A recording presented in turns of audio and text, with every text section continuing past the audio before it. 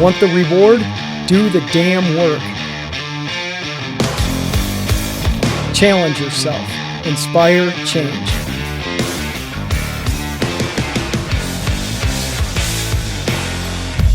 Choice, not luck.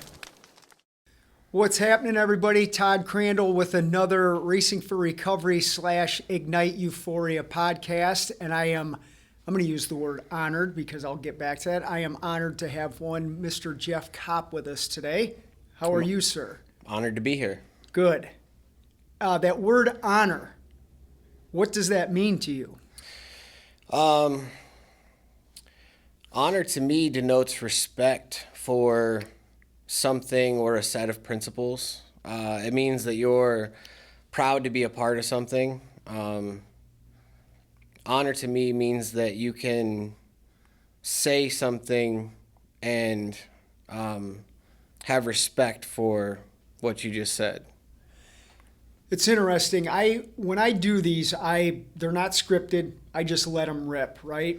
And as soon as I said the word honor, I started thinking of your service to this awesome country, which I and everybody who's watching this appreciate. So us just talking about honor right there, where did you learn the value of that word initially? Probably in the military. I was a difficult teenager. I was probably a difficult all-ager up until 18 when I joined the military. And until I actually saw what it took to make the country what it is, for us to have the rights that we enjoy every day, I didn't realize that holding yourself to a certain level of behavior had any importance at all. I just thought that I could act any way that I wanted and everything would just carry on like normal. But it takes time for you to realize how people's perception of things also influences the way that they behave. So when I learned how to act, it made my life a lot easier. What else did you learn in the service that helped you? Discipline. I would say discipline helped me. I learned respect for others. I learned responsibility. There's such a huge responsibility placed on the weight of our service members at such an early age. And many of them, myself included, don't realize the gravity of that responsibility until they're able to look back on it and say, holy crap, like that was a lot for this person at this age. And I can't believe I did that without even batting an eye. So I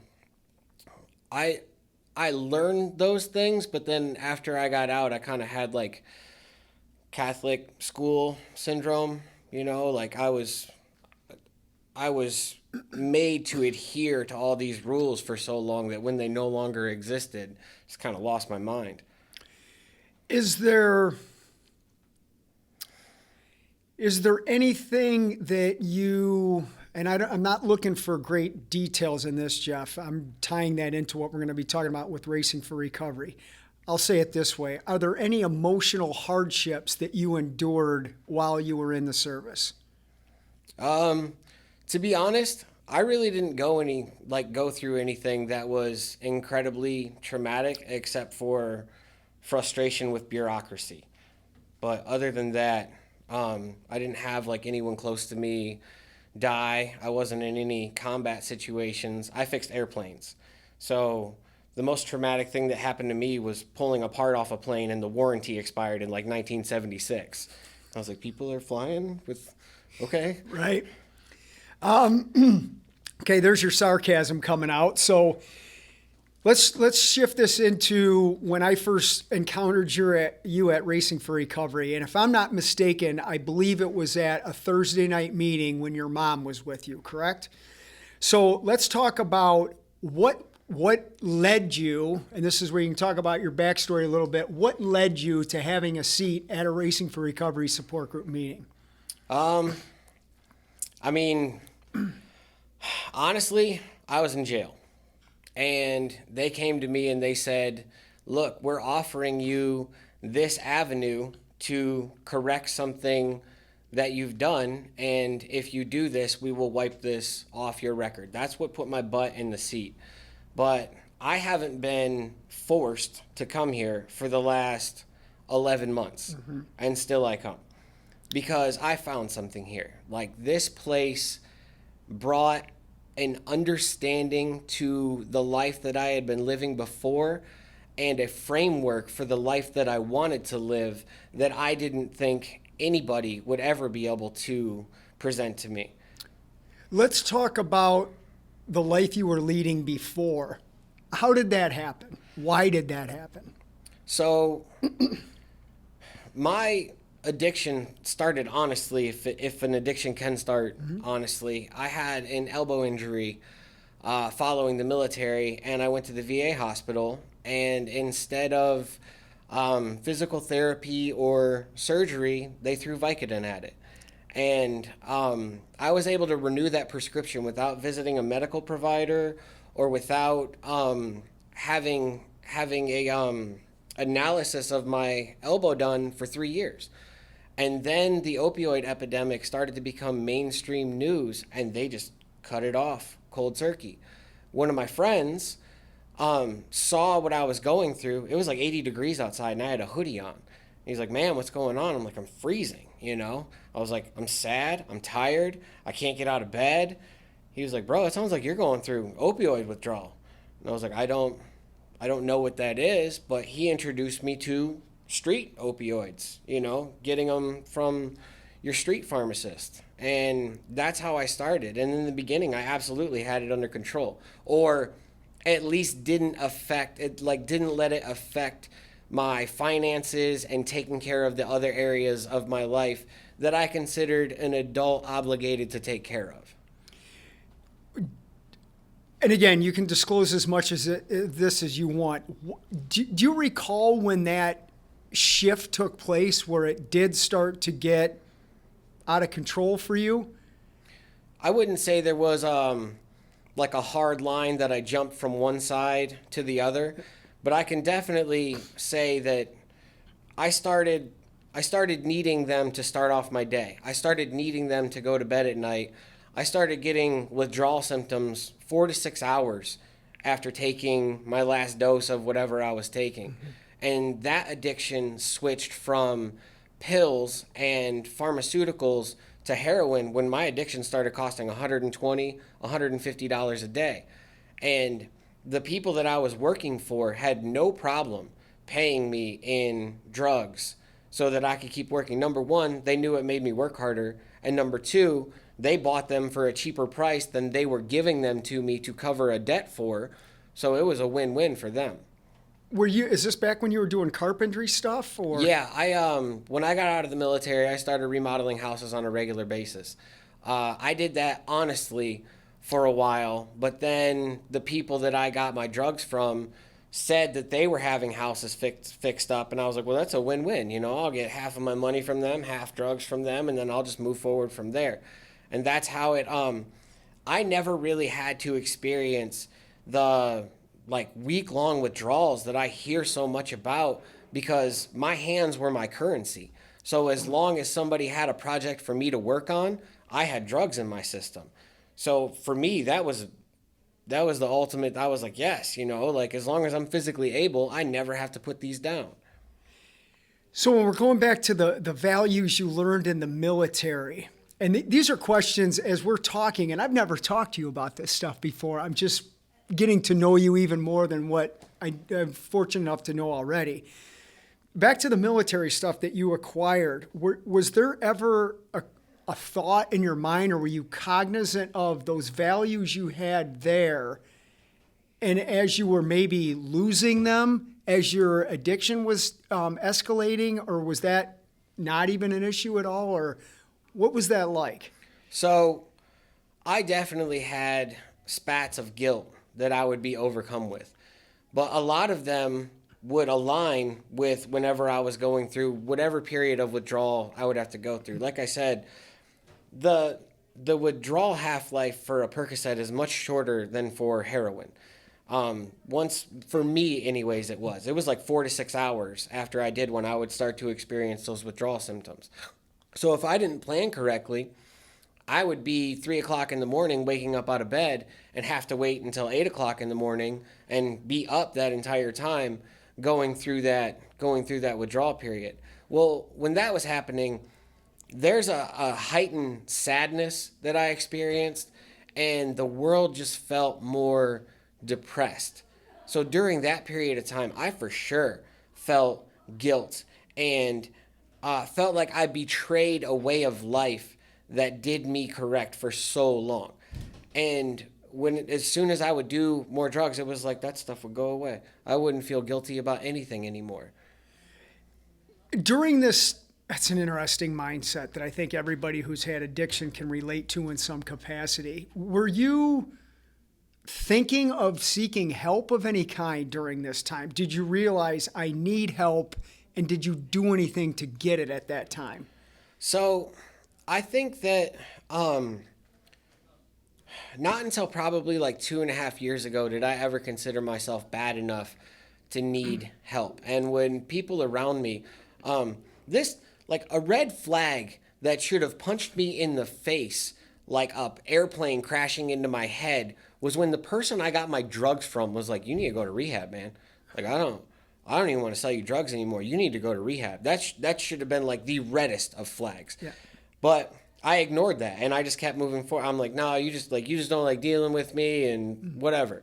So, and like 2.5 years ago, I'm living in houses I'm working on, but many of them don't have water. Many of them don't have electricity. And I'm going every day, waking up in the morning, pretty sure that I'm going to eat that day, but not 100% sure. Like, I'm pretty sure that the person I'm working for is going to provide me some food or something in addition to the drugs that I'm having. Don't have any contact with my family. Haven't spoken to my mom in like 5 years at this point. Haven't seen my daughter in like a year and a half at this point. Not taking care of any of my financial obligations. Child support going unpaid, driver's license expired, no vehicle, and absolutely no prospects for a home or a living situation that the average reasonable person would consider palatable. So at that point, I thought about it. I was like, yeah, I need rehab. I need something. But number one, I didn't know what this or any rehab facility was. I knew from a couple of people that I shared my addiction with their stories from it, their nightmares that they had told me, but I didn't actually know. And I was concerned probably more about the perception of, see, going into rehab for me was an admission that my problem had become untenable. And I didn't want people to have the satisfaction of knowing that I had fallen to that level. So as long as I felt like what I was in the middle of was survivable, I was probably going to keep doing it. I tell people to this day, getting arrested is probably one of the best things that's ever happened to me. And one of the reasons I know that my life was so bad is when I went to jail, when I made it in jail, I was relieved to be there. I was like, this isn't that bad. You know, they're about to feed me. I have a roof over my head. And I had been off heroin. I had overdosed on heroin a month before I went to jail. And I kept doing other drugs, but that event for me was traumatic enough where I said never again. I woke up in an ambulance, didn't know where I was, didn't know what was going on. The entire 7/8 lower half of my body was completely numb. I was like a head looking at myself. And when I went in the hospital, I don't know if they were giving me something or if what I had in my system wasn't what I thought it actually was, but I didn't experience the withdrawal symptoms that are so famously associated with heroin. So when I got out of the hospital after 5 days and my cravings were gone and I didn't have withdrawals, I told myself, I'll just replace that drug with another drug, but screw that drug. That drug made me go through withdrawals and stuff, but if I do this other drug, I'll be all right. And then a couple of days into that, obviously the same things happen. It might not have the grip on you physically, but it has it financially, and it definitely controls your life and keeps you in a hole that you're already in. When I was talking to you earlier about not having any traumatic or emotional experiences except finding an expired date from 1976 or whatever on an airplane.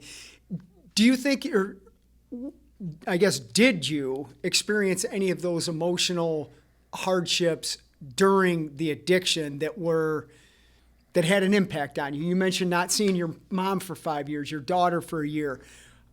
What type of toll did that have on your emotional wellness? So at the time, I felt guilty. And I used to tell myself, I used to tell other people, man, I miss my daughter. I really need to do things to get my family relationships back in order. I need to speak to my mom. I need to do all these things. But I believe at that time, I was speaking to convince other people that I was a good person, and maybe convince myself somewhere in the back of my head that I was a good person, rather than actually speaking to attempt to bring words to action. So there was guilt, but not in the way that I felt guilt when I was faced to confront my issues in this building. This is and I keep going back to tying in the military and addiction, and then now we're going to shift into recovery, because I'm big on a mindset. As you know, this whole place is built on, choices and how we think and feel. And again, when I'm looking at the military and you talk about honor and the discipline and dedication, that's applicable to us during addiction. And we're good at it. And then when the mindset shifts to where we're going to use that discipline and honor and everything in a productive manner, like the military and like recovery, the whole thing shifts. So let's go back to that Thursday night meeting. And why I keep bringing this up was the way your mom spoke about you that night in that meeting.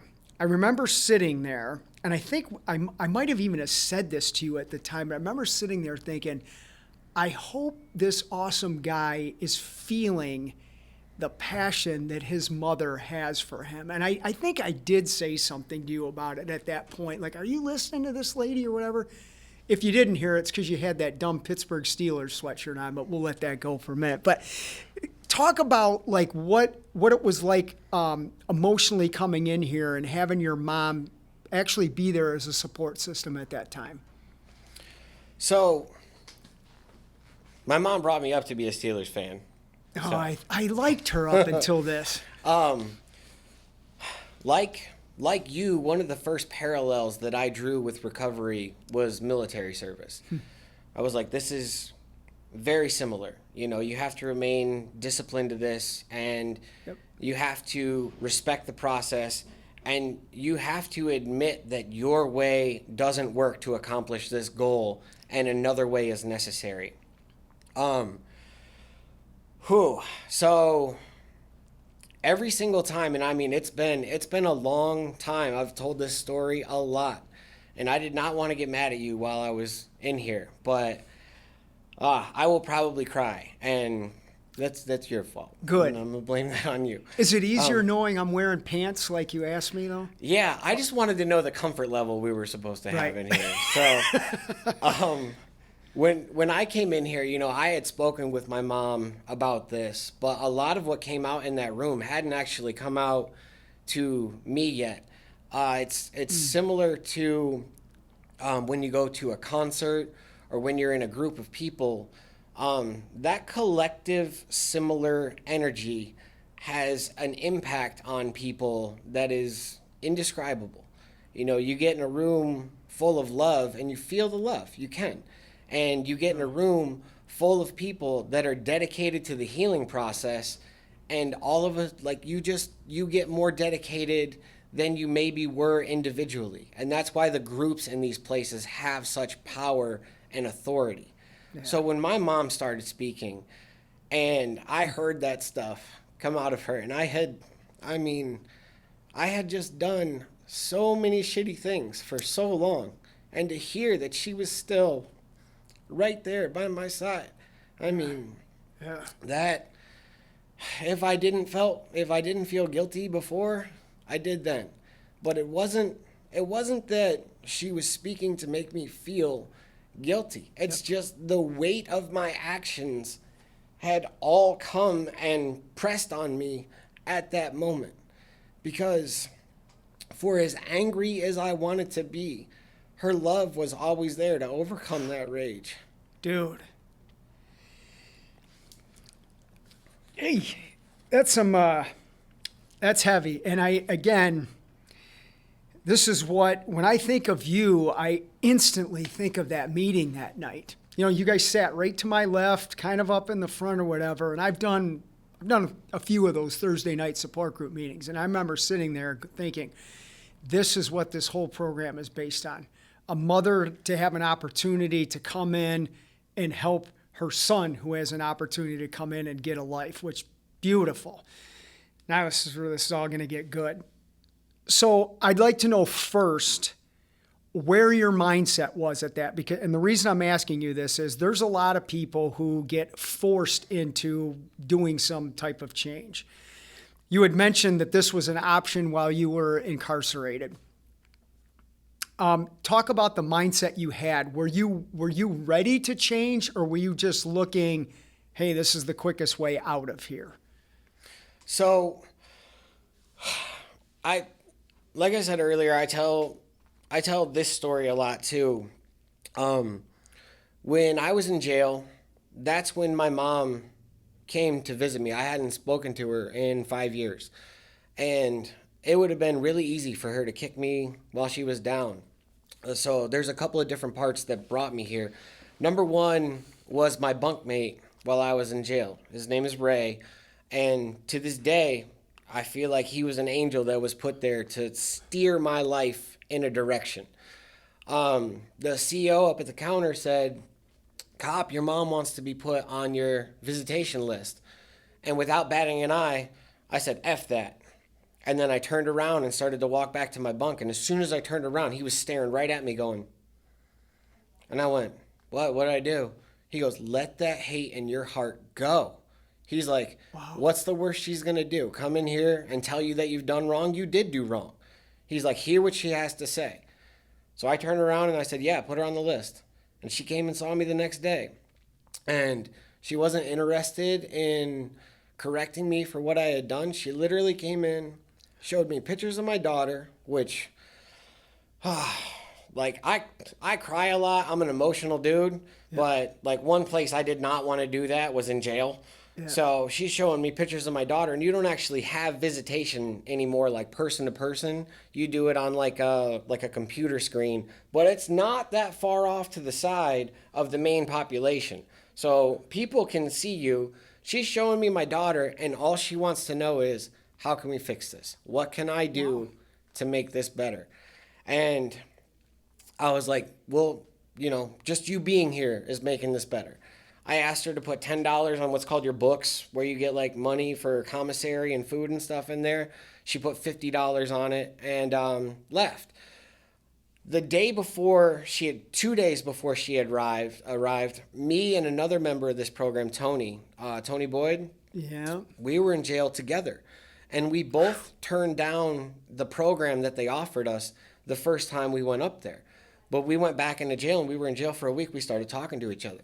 Man, I don't want to do this no more. Like, I don't want to live on the street anymore. I don't want to struggle for money or meals or love or any of those things. Like, I just want a normal life.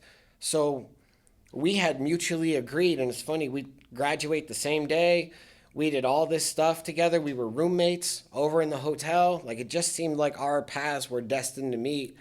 And we had mutually agreed to do this, to come in here, to take this seriously. So when I got here, my mindset was like any other project that I do. I viewed it like a remodel. I was like, I'm remodeling me, but I'm going to crush this. I'm going to come in here and I'm going to do literally everything that I'm told to do as often as I'm told to do it until I figure this thing out, because I knew my way wasn't working. Was I relieved to be in jail? Yeah. Was I blown away that I was in there? Didn't think it would get this bad. Did not think it would get this bad. And one of the markers of how far that I've come is on that day I was relieved to be there. On this day, I would be mortified if I was in that building. Yeah. There you go. Wow. Yeah, your buddy, Mr. Boyd, is, well, do I want to say this before he hears this? let's just say he's doing very well to achieve his goal of being here. How about that? As I hear you are as well, and we'll get to that. So let's talk about the transformation of you while you've been at Racing for Recovery. What's it like? What'd you do? What are the results, and where are you going? So when I first got here, I would say that I was very concerned with a couple of things: people pleasing and people's perception of me. And I bring up those two things specifically because in recovery, especially, those are problems. Like, Yeah. I'm not here to please anybody, and I'm not here to be anybody's friend. Now, I've made friends while I'm here, but I take this dead seriously. And when I say that word dead, I mean life or death seriously. While I've been here, the people that I've known in active addiction before this and people that I've known that have left this program before they were successfully recovered did not make it, died. Yeah. And I never want my mom to get that phone call. I never want my daughter or my dad or my grandpa or my girlfriend or anybody that means something to me to have to get that phone call.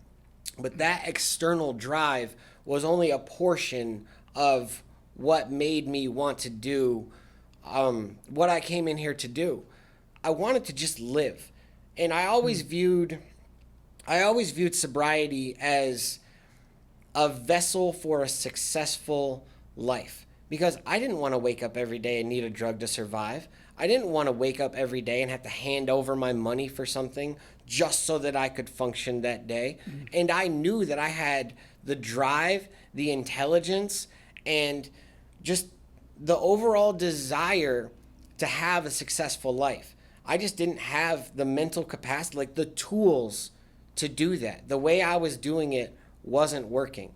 So when I came in here, my mindset was, let's figure this, let's see what we have to say. I read both books when I got here in a weekend.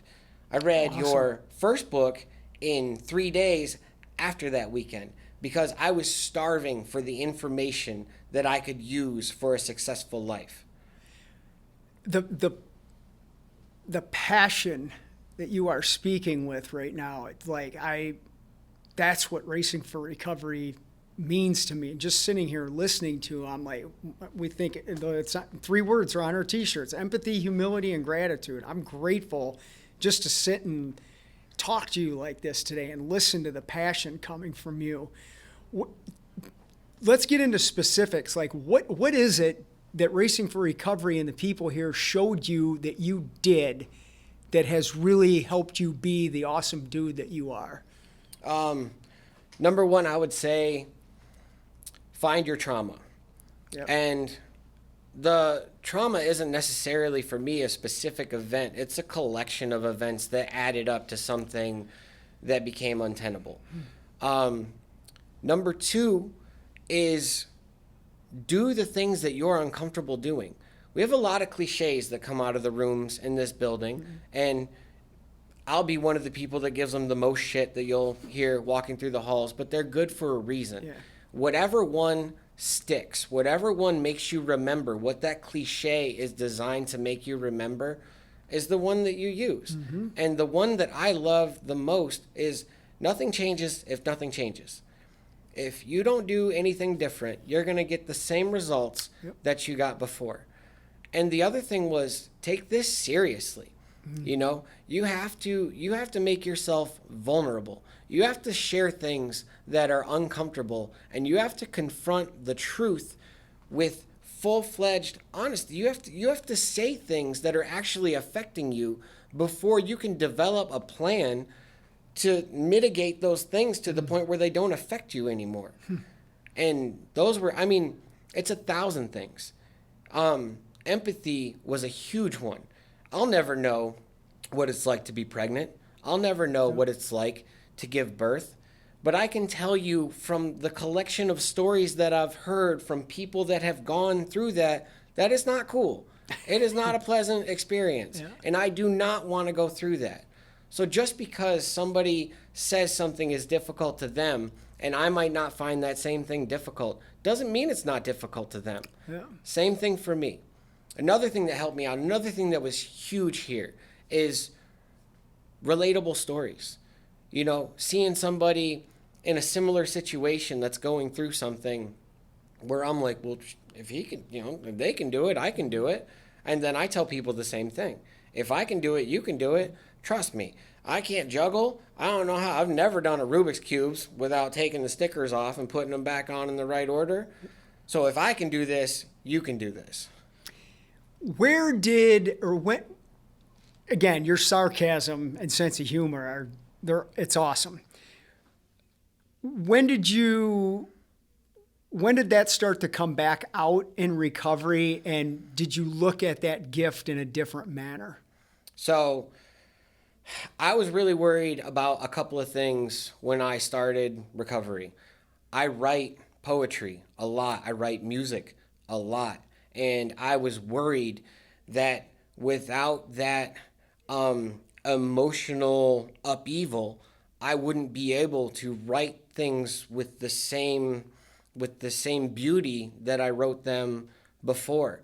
And a couple of people that I talked to had told me, you know, it'll come back in a couple of months. It'll come back. It came back instantly. Awesome. It wasn't ever like, it was just I was relating those situations to what I was writing, but now I'm able to. My writing used to be really dark and negative and angry, but that's just a reflection of the life that I was in the middle of. And now it's not any of those things. I can still write those things if I want to, but the majority of what I put on paper is happy. And with my sense of humor, I've used it as a defense mechanism throughout my life, but I characterize my sense of humor as just seeing things from a different perspective than most people most of the time. When I look at a situation, it's like when I do a remodel, or even when I was fixing airplanes in the military, or any situation that I approach for that matter. If there's a situation that requires critical thinking, that means you have to look at it from a different angle than perhaps somebody else has already approached it. Well, humor is no different, right? Humor is taking whatever this situation is and just kind of taking the camera and tilting it up and looking at it from the top instead of from the front. So I just looked at it like that. And I thought that might go too. I thought that maybe, you know, drugs increase the feel-good hormones in our body, and that's why we want to do them so often. So I thought sans drugs, I'd be sans humor. But that's not the case at all. Yeah. Sorry, go ahead, John. No. In fact, I find myself making humor in more situations now than I did before. And I'm asking you this because, I mean, you've been around us and me for quite a long time now, and I use humor as a groundbreaking thing. I mean, I was giving you crap the first night you came in here, and sometimes I wonder how that's being perceived by the recipient. You know, when I'll say like, well, what high school did you go to? And they say whatever, and I'm like, well, that's why you had a drug problem. It's just, you know, people are like, well, dude, what are you talking about? But to me, it's just to get them to like break the, you know, the tension or whatever of coming into a place like this when there's 100 people sitting in a support group meeting for the first time, you know? And again, with the whole question, are we going to wear pants today? That reminded me of your sense of humor. When did you start? Well, no, let's do this. When you got asked to start facilitating our support group meetings, how did you feel about that? And what's that been like for you to do that here? The first thing I felt was I was honored. I thought any position that you are offered where you're able to distribute something that's going to help somebody else, even if that's just steering the ship in the right direction or offering words of encouragement when you may have said something difficult, anything like that to me is a marker of your success in your endeavor. So I felt like when I was asked to do that, that meant that I had reached at least a certain point of my recovery where somebody felt like now I had something to offer somebody else. And I'm not saying that I didn't have something to offer somebody before, but now somebody has said, I think you know how to package that and give it to somebody else. That was the first thing that I thought. The second thing, actually doing the meetings, first of all, the first time was just like me sitting across from that little guy right there. I was uncomfortable. I was like, man, this is a lot of eyeballs. Like when I share in a meeting, that's a temporary thing. And when I'm done, everybody looks away. My ears can go back to being normal colored and I can go back to a normal blood pressure. Yeah. But when you're up there, everybody's looking at you at the same time and all of your words are being analyzed critically. So if you say something wrong, somebody might carry that with them for the whole week. Somebody might carry that with them for who knows how long. Yeah. So now I have to very carefully approach how I say things. And I'm not always the most sugar-coated when it comes to my delivery. But one of the benefits of this program and the people in that room is they're here to take this seriously. And the bluntness of information that comes from people here is normally readily accepted if the person that is being delivered to is here to take this seriously. 100%. What have you learned about yourself since you've been facilitating those meetings? I learned that I love helping people. I've always enjoyed doing several things. I love construction. I love building things. I love taking a project and then having somebody's reaction when I'm done with it. That's a very gratifying thing. But I've never felt like that was my calling. I've never felt like, everybody does their part on the earth. Everybody does a job and everybody does what they need to do. But to me, golf analogy, that's just par. That's just what we need to do in order for the earth to function as a normal society and move on as good as it can. I was looking for my birdie, my hole in one. I was looking for my what's going to make me feel like I'm doing my part and a little extra, like that little notch up. What am I going to go to work and love to do? What am I going to go home and be proud of having done? And when I was in those rooms, when I left, just a couple of times somebody would come up afterwards and be like, hey man, I loved thank you. You really helped me out today. Yeah. And I'm like, my heart has just been filled with such joy for being able to give somebody else what was so graciously given to me. This is where I feel like the proud dad of yet another kid, because for me, when I started this, I wanted to do what you just said right there, and that's happened for a few people, and now I get to step back and have other people take the role that I was doing before and watching them do it, and that's another gift that I've personally been able to benefit from by watching people just simply get their lives together here, is to go, yeah, look at that. Now he's doing what I used to do. It's great. So you've been very successful at that on a personal level and with helping other people. When did you get the idea of, man, I want to turn this into I can have a job here? And what's that been like? What was the process and where are you with that? So when I was in the military, they offered us college for free. So I took a lot of psychology classes. And in psychology, I learned a lot about how the brain operates, what causes psychological issues, and what makes people tick one way or the other. But I didn't ever actually have an application where that would be useful. I never wanted to be a high school counselor. God, I didn't want to be a high school counselor. And I didn't want to be a therapist. So I just kind of took those classes because they were free and it occupied my time. When I got into this field, when I got into this building and had my first one-on-one and felt the impact of that, left that room, man, I can't believe just having a conversation with another human for an hour is going to do me so much justice for so long. So at that point, the seed was planted. I kind of wanted to do this, but I felt like there were certain aspects of it I might not ever become comfortable with, like being up in front of a room. And also, I anticipate failure. I know that people are going to come into this program and not be successful. And I was always worried that the weight of that failure might be too heavy for me to carry. So those two things were battling in my head all the time.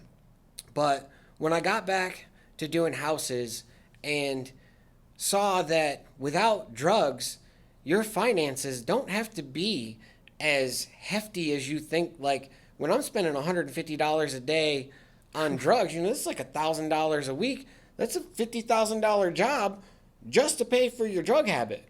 When they're gone and all you have to pay is rent and bills and you're still able to save money on top of that, I'm like, well, let's start looking at something that maybe is quality of life and job satisfaction versus just because we talk about it here, right? Like, does money equal happiness?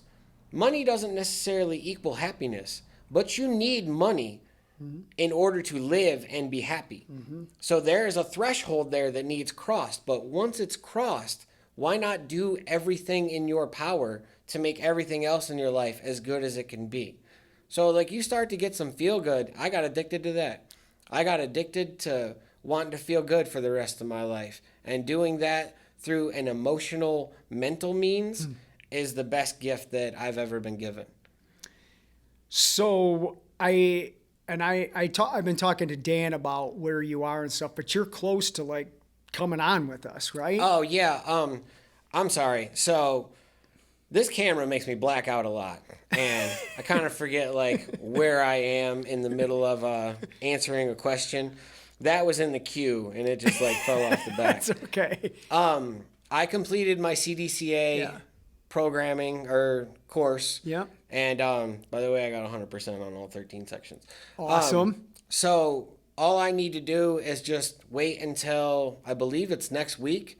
Yeah. And then I can get my licensure from the state of Ohio and come on board here. Awesome. Talk about the relationship you now have with your daughter. So that's been a fight. And a part of me wanted to be so mad at her mother for fighting me so hard to see her. But a much larger part of me understands. Is like, she saw the person that I was and wants to protect my daughter from that person. We don't speak to each other anymore, so she'll probably never know the person that I am and the parent that I'm capable of being. But for the last year in court, I had to fight.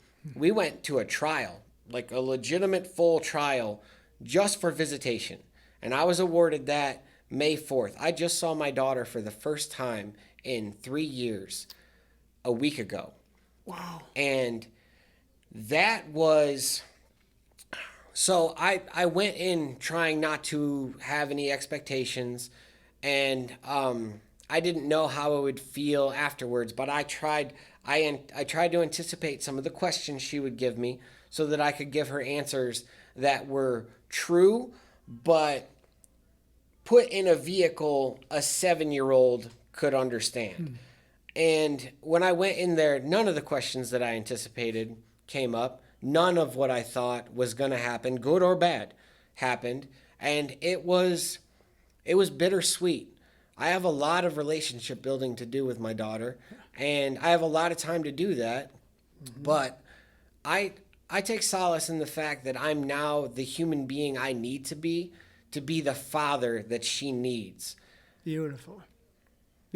And again, this comes back to the the topics we were talking about in the beginning with the military and coming into recovery. Respect, honor, dedication, commitment. It's all applicable to what you're doing, not only with joining our staff, but improving the relationship with your daughter. They all tie together, and that's another message I wish more people would really understand about what we're doing here, that it's more than just running or exercise. It covers so many things that help people truly be themselves. Is there any question you want me to ask you?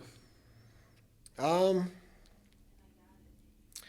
don't necessarily have any questions that I want you to ask me, but I want to say something that I asked you when I first got here that has been very useful for me throughout my entire recovery. And that was, Are you ever aware of when your recovery is experiencing issues, or do you know after a certain amount of time what turbulence feels like in the force? Like if you're starting to stray from your daily habits or your health routine or your mental exercises that you do to let yourself know that everything's going to be okay. And you said, I do. And the experience that I have over the years with that is that in the back of my head, I know it's always going to be okay, but you're always going to have issues. You're always going to have things crop up that are going to need dealt with. The difference is now you deal with them. You deal with them with a hierarchy of treatments instead of ever reverting back to the way that you used to deal with them. How was that? Obviously, that's helped you. Yeah, that's absolutely helped me because it let me know that no matter what, as long as you're mentally strong, as long as you take the tenets of this program and apply them to every aspect of your life, no matter, I had my sister die while I was in this program. I've lost friends to overdoses, and I've had a lot of family issues happen while I was in here. But never once did I ever consider going back to solving those problems how I used to. And it's just nice to know that there's a floor that will catch you as long as you honestly apply yourself. I'm looking behind you at our second book, There's More Than One Way to Get to Cleveland, and we have 4 big ideas, as you know, in that book. 1, you can get off of drugs. 2, you can do anything when you stay off of drugs. But number 3 is the most critical. It's we're not immune to life's hardships. And this is what we're talking about here. When the turbulence comes, which is big idea number 3, an emotional hardship, you get the opportunity to do 4, which is not use over it and learn the things or apply the things that you learned here. And one of the things that I notice on a physical level, exercise is imperative, but I've learned down to a science in the day that I need to stop and start. When I do a physical event, I know I need rest, and that used to be something that I may have known and wouldn't apply, which would make the negative thoughts more intense. I've learned to not only take those times off, but understand that it's part of the healing process. It's almost like coming in here and understanding you have family issues that are going to take time, but knowing they're going to get better. And again, it's just understanding what the problem is, why the problem is occurring, and then how am I going to effectively use this. Some of this stuff, and I have so much respect for you and other people that have joined the military. I would have loved to have been in the military on those factors. I just didn't. I wouldn't have gotten past the haircut, and I wouldn't like the time frame that they were doing some things. But some of those other factors that are in that are 100% applicable to what we're doing here in recovery. Any questions you want to ask me? I do have one question I want you to ask me real quick. Oh, okay. Ask me what the most recent concert that I had tickets for. Now, I got postponed, but ask me what the most recent concert that I had tickets for. My girlfriend bought them for us a little while ago, but you probably... Jeff, I've been wanting to ask you this for so long, and I just thought of this. Can you tell me what the recent concert you were going to go see was? This is an excellent question. I don't know where you came up with it, but this is a good question. Good. Def Leppard, Motley Crue, Poison, and Joan Jett.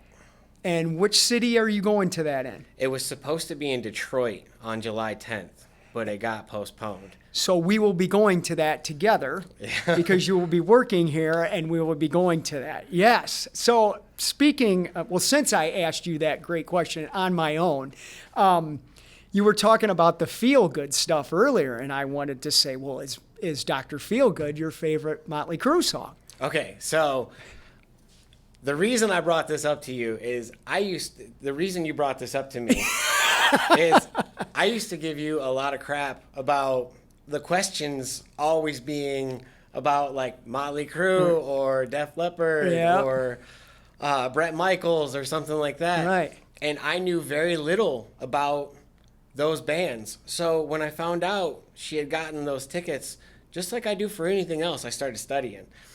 Started listening to songs by those bands and trying to like accurately identify when one of them would come on and stuff. Like Def Leppard, Just Pour Some Sugar on Me. Right? Yeah, that's one of their worst ones, but yeah, it's a good Oh. one. Yeah, right. Never mind.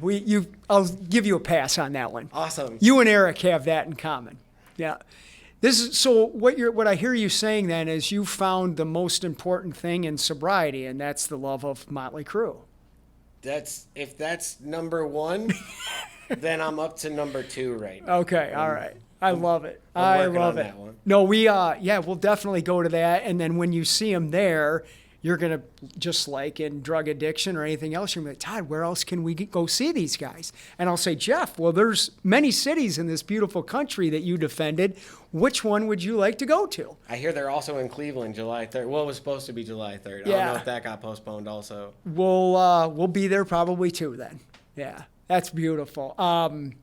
Jeff, as I said, starting this, true honor to have you on here. And I say this to people, and it probably doesn't make a lot of sense or mean much, but I'm truly proud of what you've achieved, and I am thankful that you're going to be joining our staff to help other people right shortly. Thank you. I'm thankful for this program and what you've built for us here. I say this all the time, and it's not a slight to you. You didn't get me sober. I love this. You gave me the framework to get myself sober. 100%. Best thing you said, well, second best thing you said after liking Motley Crue. Beautiful stuff. Thanks for tuning in to watch this awesome success story of Jeff. Share it. Let other people know about Racing for Recovery. And if you're needing help, please contact us, 419-824-8462. We'll talk to you soon. Thank you.